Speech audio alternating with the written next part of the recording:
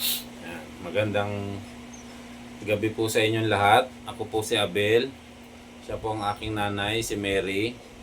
Kami po sana hihingi ng konting tulong mula sa aming congressman at mayor. Dahil ang aking pong nanay ay nagkaroon ng karamdaman. Hanggang ngayon po ay gumagamit pa siya nito.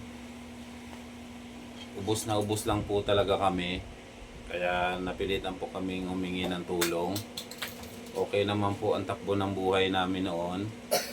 Masipag naman po ang aking nanay. Dahil siya po ang trabaho niya po dati. Magnanakaw po siya dito sa bangkal. Marami na po siyang nanakaw dito sa bangkal.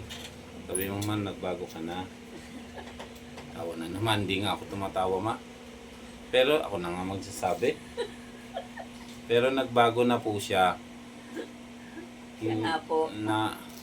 Hindi na po siya nagnanakaw ngayon dahil mula po nung napabarangay siya kay Kapitan, nangako po siya na magbabago. Pero sa dala nga po ng hirap, minsan, na tuturuan niya pa rin ang sarili at hindi niya po napipigilan hanggang siya po ay nagbubugaw ng mga kabataan dito sa bangkal. Kaya humihingi po kami ng tulong dahil kung ang aking pong nanay ay inyong matutulungan, titigil na daw po siya sa pagbubugaw. Sagot ma. Opo. Ganun. Kaya sana po matulungan nyo kami dahil kung hindi po talaga kami matutulungan, baka mapilitan po siyang ibenta na naman ang kanyang katawan.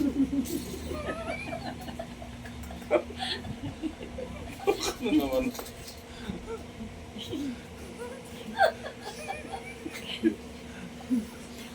Walang iya ka talaga. Ba't pag hindi